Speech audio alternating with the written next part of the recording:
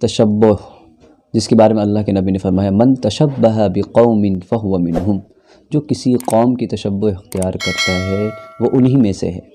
گویا کہ انہی میں کا وہ ایک فرد ہے، وہ ہم میں سے نہیں ہے، اللہ کے نبی نے فرمایا۔ اس میں سمجھنے کی ضرورت تشبہ کے کیا معنی ہے۔ تشبہ کے معنی یہ ہیں کسی بھی قوم کے جو ہے چیز کو اپنانا، ایسے چیز کو جو فی نفس ہی اسلام کے اندر یعنی شریعت میں بھی وہ جائز نہیں ہے، وہ تو حرام ہے، بالکل وہ تو بالکل ہی حرام ہے، جیسے ہی نہیں ہے، یہ بالکل ہی حرام ہے۔ مگر ایسے چیز جو ہمارے یہاں جائز ہے اور ویسے چیز کو اپنانا یہ تشبہ ہے، ایسے چیز کو اپنانا یہ تشبہ کے اندر داخل ہے۔ تشبہ میں اس ارادے سے، اس نیت سے کسی چیز کا اپنانا، اس نیت سے کہ وہ کرتے ہیں اس لیے ہم بھی یہ کرتے ہیں، وہ ایسا پہنتے ہیں اس لیے ہم بھی پہنتے ہیں، تو وہ مباح چیز بھی حرام ہو جاتا ہے اگر اس نیت سے کیا جائے کہ وہ کرتے ہیں۔ تو وہ جائز چیز جس کا پہننا کوئی مباح چیز تھی، جو جائز تھی، جو صحیح تھا، مگر پھر بھی اگر ہم اس نیت سے پہننے لگے کہ وہ پہنتے ہیں، وہ یہ چیز کھاتے ہیں، وہ یہاں پہ یہ کام کرتے ہیں تو ہم بھی کریں گے، تو ایسا تو بالکل ہی حرام ہے۔ مگر نیت نہ ہو، ارادہ نہ ہو، تو یہ چیز تو ہمارے لیے جائز۔ جیسے بھائی بہت سارے کپڑے ایسے ہیں جو اسلامی ڈریس نہیں ہے، اسلام کا ڈریس نہیں ہے، اسلام میں جو چیز کو پسند کیا گیا ویسا نہیں ہے۔ اسلام میں بہت ساری چیزیں آپ کو ملیں گی اسلام کے اندر لباس کے تعلق سے بھی، کہ اللہ کے نبی کیسا لباس پہنتے، اللہ کے نبی کا لباس کیسا ہوتا، تو ایسے لباس ملیں گے۔ تو اس لباس سے قطع نظر دوسرے لباس، دوسرے قوم جو ایجاد کردہ جو جتنی بھی لباسیں ہیں، اس لباس کو ہم اس نیت سے پہن لیں کہ وہ پہنتے ہیں اس لیے ہم بھی پہن رہے ہیں، یہ تو حرام ہے۔ مگر اس نیت سے نہ پہنا جائے تو یہ تو جائز ہے، ہم پہن سکتے ہیں۔ مگر اللہ کے نبی جو مشابہت کے بارے میں جو باتیں ہیں،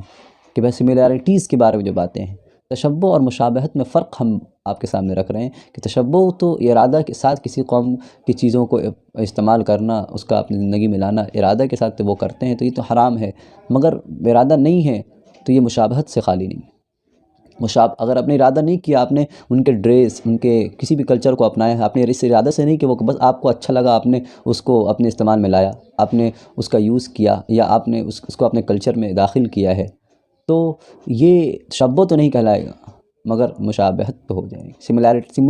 سملیرٹیز تو آ جائیں گی کہ وہ یہ چیز وہ لوگ بھی کرتے ہیں۔ کہ اللہ کے نبی کی جناب محمد صلی اللہ علیہ وسلم نے ایک حدیث اللہ کے نبی نے فرمایا خالف المشرکین، اللہ کے نبی نے حکم دیا کہ مشرکین جو ہیں ان کی مخالفت کیجیے، مشرکین کی مخالفت کی جائے، مشرکین جیسا کرتے ہیں ویسے کام سے ہمیں بچنا چاہیے، اس لیے کہ اللہ کے نبی نے فرمایا کہ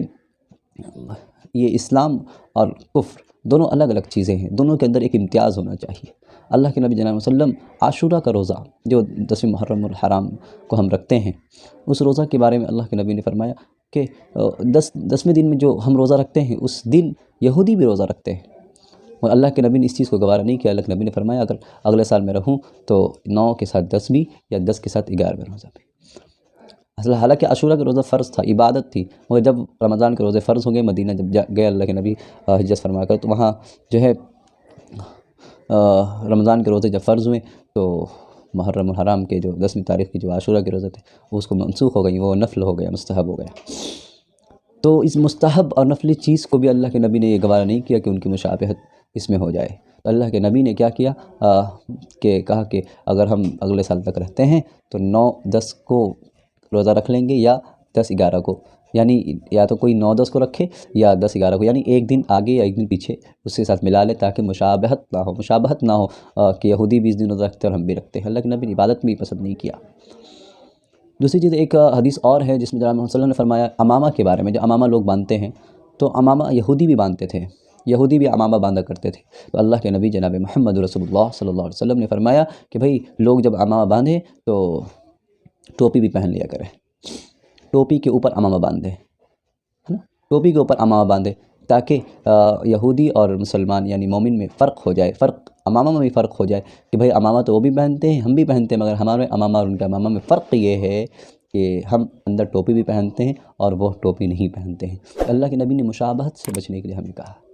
تشبہ تو دور کی چیز ہے، تشبہ تو ارادہ کے ساتھ ہوتا ہے تو وہ حرام ہے، مگر ہمیں تو مشابہت سے اللہ کے نبی نے بچنے کی تلقین فرمائی، اور مشابہت سے بچنے کو گویا کہ کہا کہ آپ اس کے